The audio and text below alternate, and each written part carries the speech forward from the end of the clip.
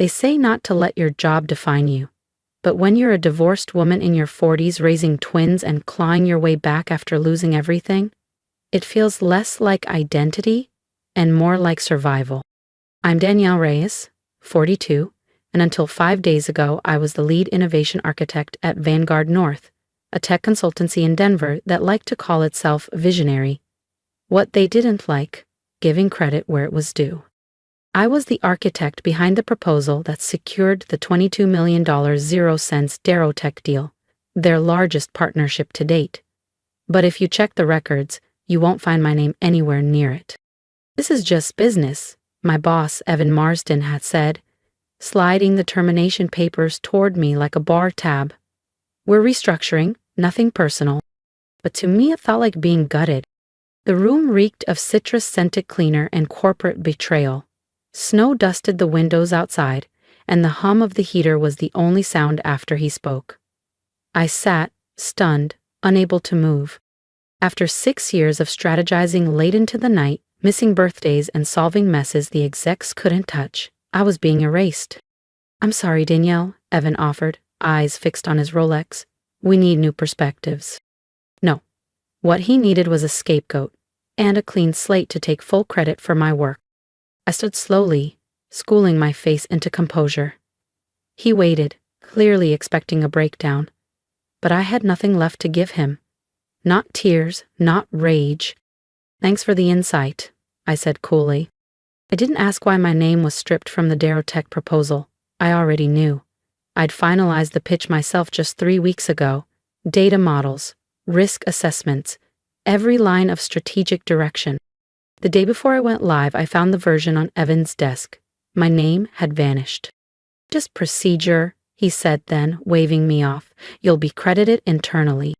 I didn't argue. I should have. But he had no idea. I'd already sent myself a time-stamped copy of the real strategy file. Just in case. Now I was being walked out by a junior HR rep I barely recognized. My belongings, framed photos, a few notebooks, a coffee mug that said "She builds, she leads," were stuffed into a cardboard box. My key card was already deactivated. My inbox, wiped. The walk to the parking structure felt longer than usual. I sat behind the wheel of my Subaru, the cold from the steering wheel seeping into my fingers. I didn't cry. I couldn't. My chest was too tight to let anything out. It wasn't just the layoff. It was knowing I'd handed Evan Marsden my best work on a silver platter, and I'd known better. That's what hurt most. Driving home, through slush-covered streets, windshield wipers dragging over ice, I thought about my twins, Luca and Mira. About tuition. About the orthodontist bill I kept ignoring. About the client presentations I'd prepped while heating up frozen dinners. The bedtime stories I'd traded for analytics reports. I thought about the time Evan had sneered, "You're smart, Danielle, but you don't have killer instinct." He was wrong. That night, with snow piling against the windows of my apartment in Denver's Highland District, I opened my personal laptop. I logged into my encrypted archive, the one no one at Vanguard North knew about. It had everything: drafts, revision logs, metadata, including the original mind map titled DarrowTech Predictive Expansion Model //D Reyes //11:03 p.m. I didn't save it all to be vengeful. I saved it because I believed in protecting what I built. And what Evan didn't know? The new CEO of DarrowTech was Anjali Verma, someone I'd helped launch her first product back in 2015. She once said to me, "The builders always get buried, but not if I'm in the room." She owed me nothing, but I owed myself a shot. Her name was still pinned in my contacts. I clicked compose. Subject: the real author of your proposal.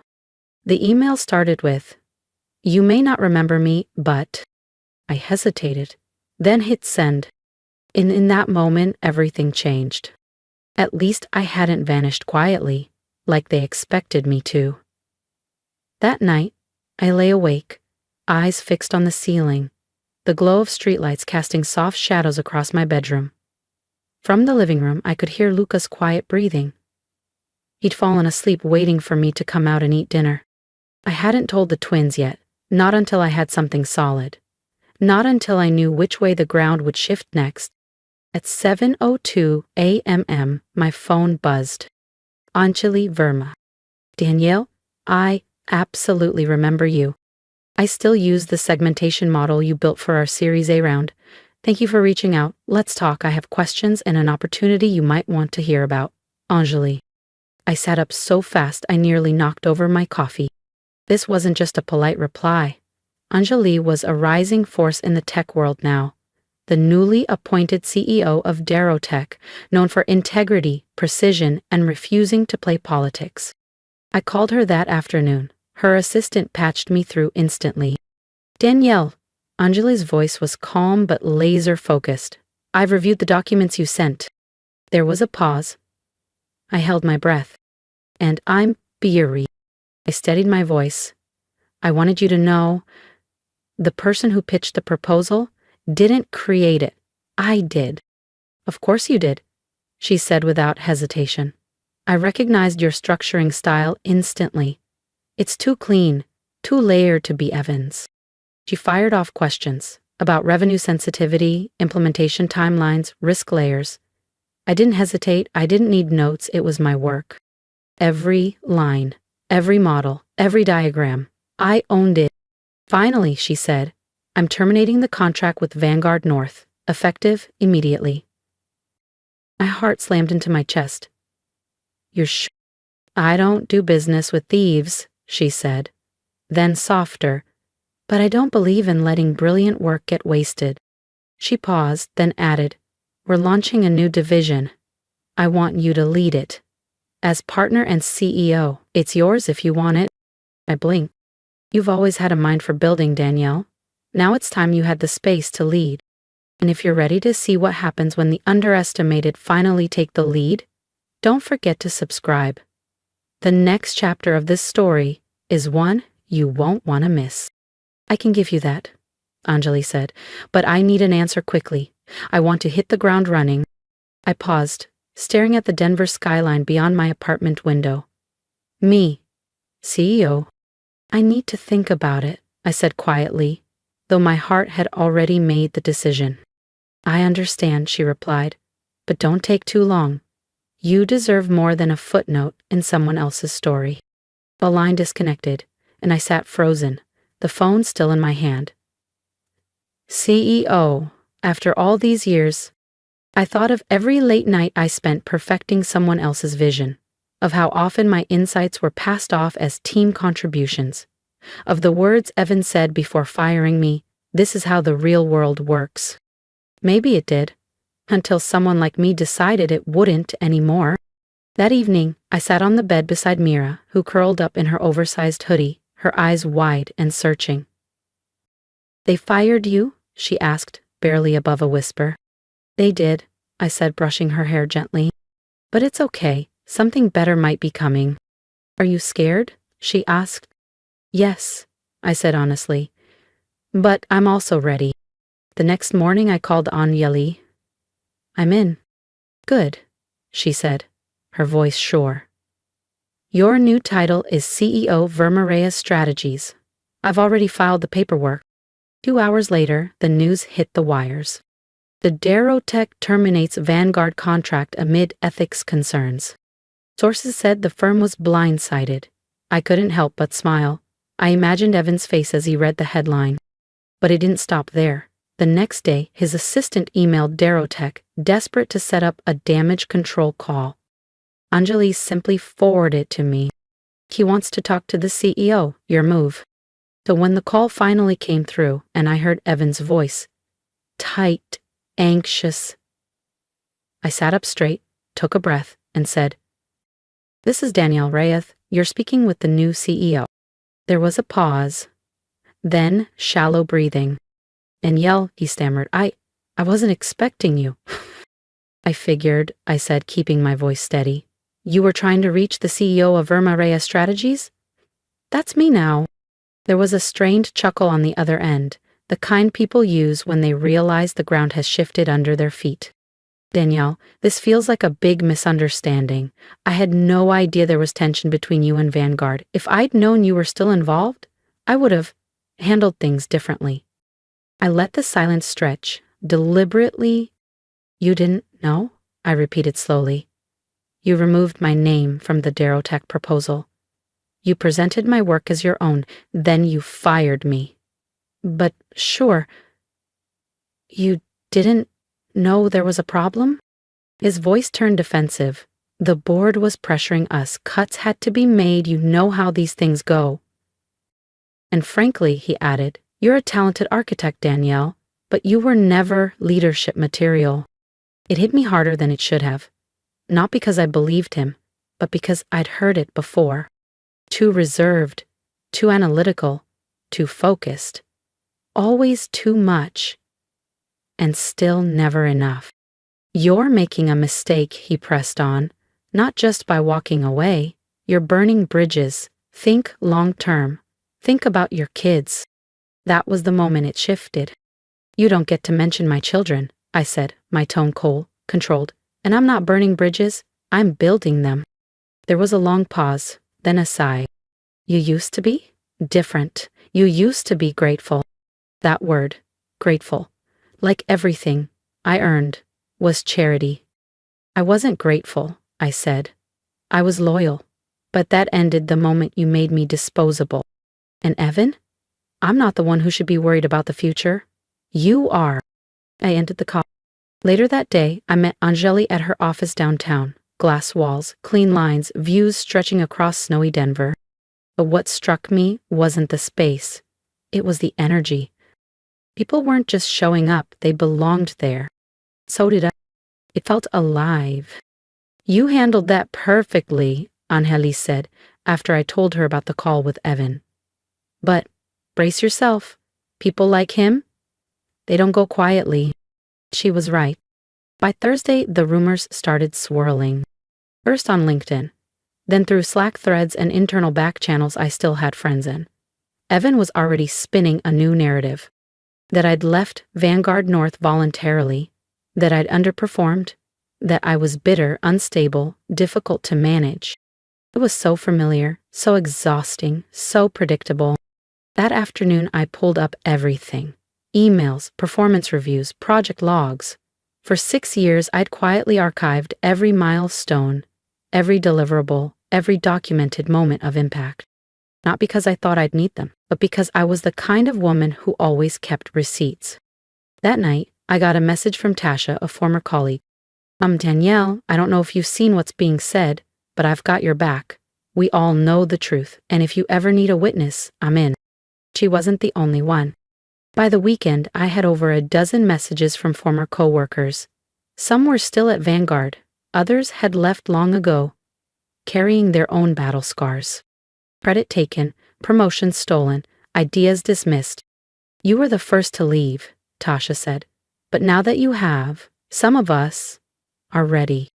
By Sunday night, I didn't just have support. I had evidence, screenshots, Slack threads, redacted memos, whispers forming a storm.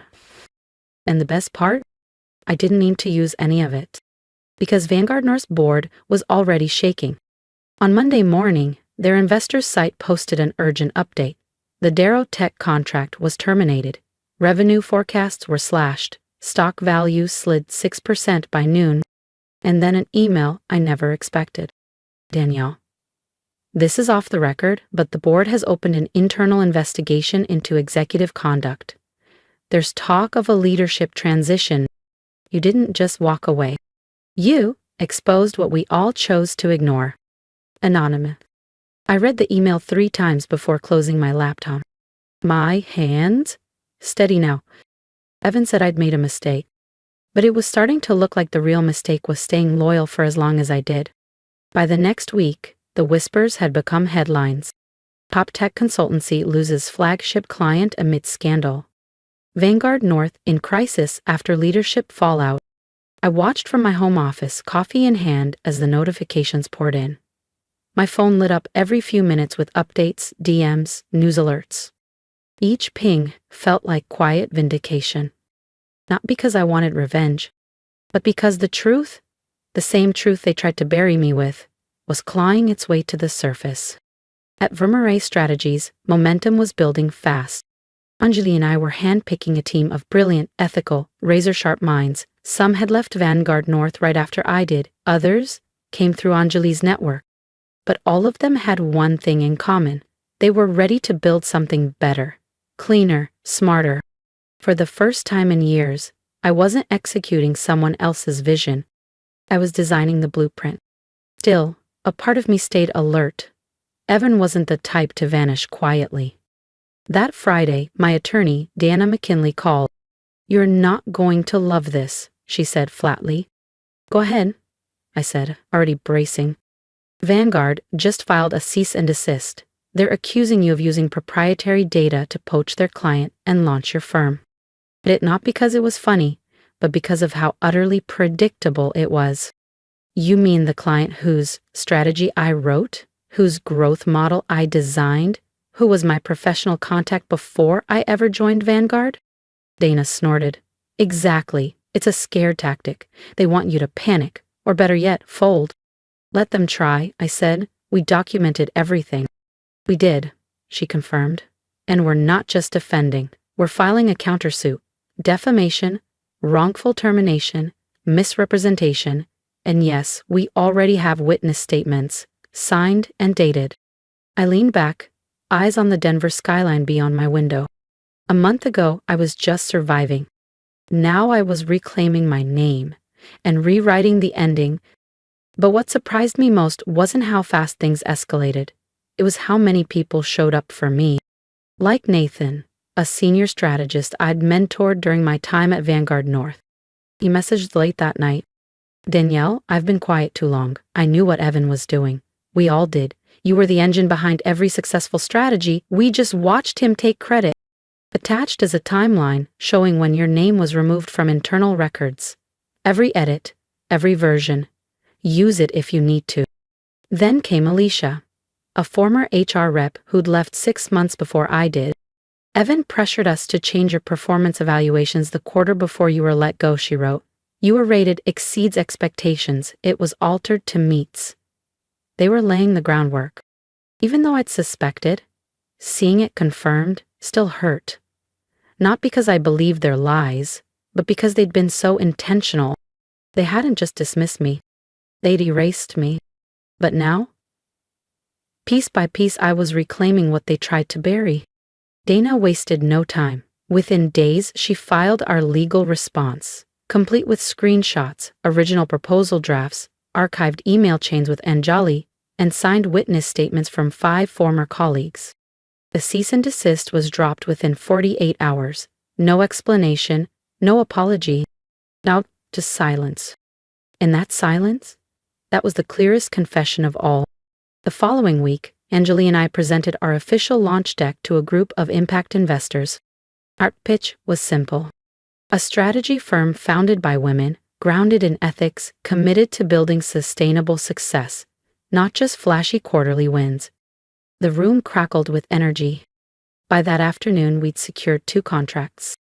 As I rode the elevator down, I felt pride, relief, and a quiet grief for all those years I spent waiting for permission to lead. I used to think the system was unshakable. But the truth is, the people doing the work hold the whole thing up. And when they walk away, the structure starts to fall. That evening, I picked up Mira from school. She climbed in, smiling that wide, no-holding-back smile. "How was your day?" I asked. "My teacher asked, 'Who inspires us?'" she said. I said, "You." I glanced over, throat tight. "Why me?" "Because you didn't let them stop you," she said proudly. "And now you're the boss." I smiled, eye sting in my eyes, not just because Mira saw me, but because, for the first time in a long time, I saw myself. By the end of the month, Danielle Reyes Strategies was already making waves. We'd officially onboarded 2 major clients, one of them a direct competitor of Vanguard North. The irony wasn't lost on me.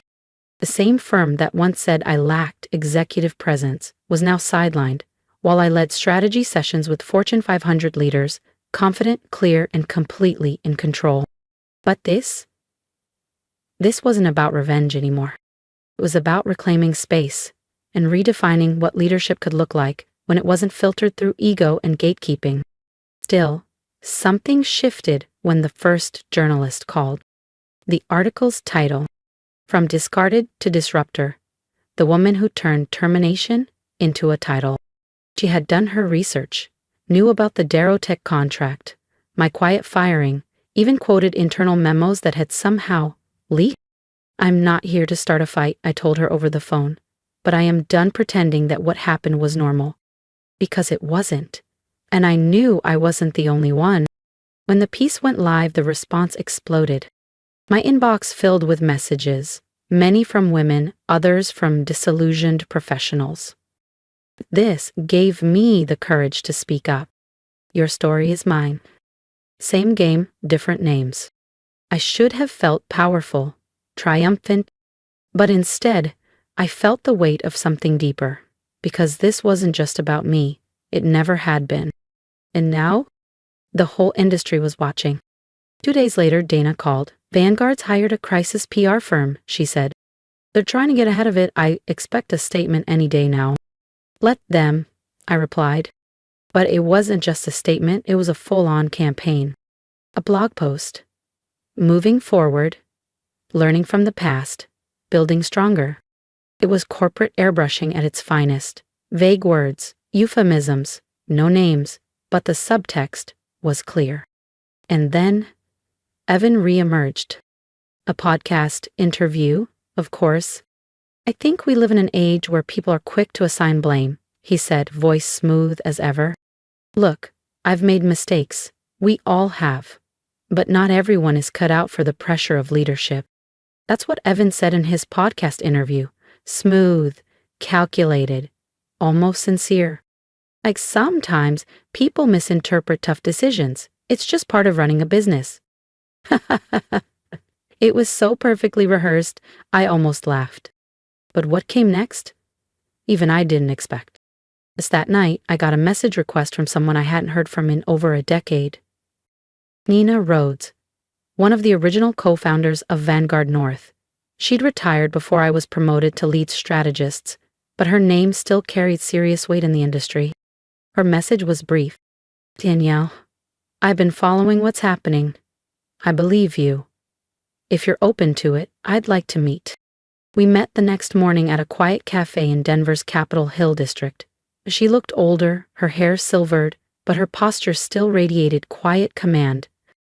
"I stepped down before Evan took full control," she told me. "I started seeing decisions I couldn't stand behind, but I never thought he'd drive it off the rails this fast." "You knew?" I asked. "I suspected," she admitted, "but I didn't dig deeper. I wasn't brave enough." There was no performance in her voice, just regret. "You weren't the only one he tried to erase," she continued. "You were just the first to hold him accountable." Then, from her bag, she handed me a flash drive. "These are board memos, internal evaluations, transcripts. From my final 6 months at Vanguard. They'll back up everything you've claimed if you decide to take this further." I took it, my hands suddenly cold. "Why now?" I asked. Nina looked me in the eye. "Because it's time the truth had more advocates than excuses, and because you reminded me what leadership should look like."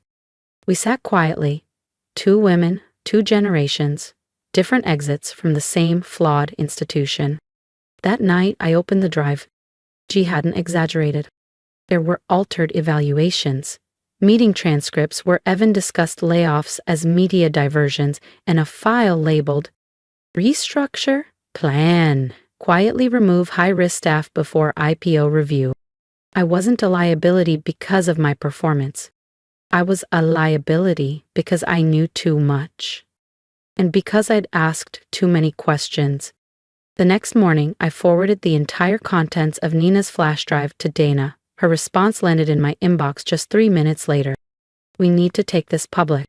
This isn't just about your story anymore, Danielle. This is systemic. Are you ready?" I stared at the message. Ready? No. Prepared? Absolutely. The decision wasn't made lightly. That weekend, Dana and I went through every document, every email, every time-stamped file, every altered performance review. We checked the accuracy of names, meeting dates, internal policy violations. We weren't just exposing misconduct, we were setting precedent. By Monday morning, the full story had been submitted to the Rocky Mountain Ledger, Denver's most respected investigative outlet, alongside an evidentiary folder of internal documents. Simultaneously, Dana filed a formal complaint with the Colorado Department of Labor and the SEC, citing intentional employee misrepresentation and deceptive disclosures to investors during review cycles. I thought I'd feel panic. Instead, I felt calm, clear, free. Within hours, the article went viral. Vanguard North accused of retaliation and fraudulent practices. Internal docs leak. From strategist to CEO, Danielle Reyes ignites industry reckoning. Just like that, I wasn't the woman who got fired. I was the woman who refused to disappear. My phone lit up for 3 straight days. Calls, texts, emails from journalists, ex-employees, and consultants from Seattle to Boston. Some called it brave. Others called it career suicide. But to me, it was necessary.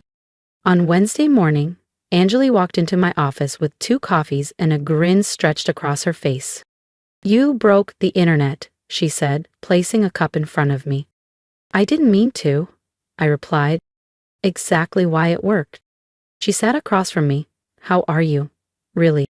I paused, exhaustive but strong. "I always knew you'd be the one to shake things up," she said quietly. "I just didn't expect this kind of ripple."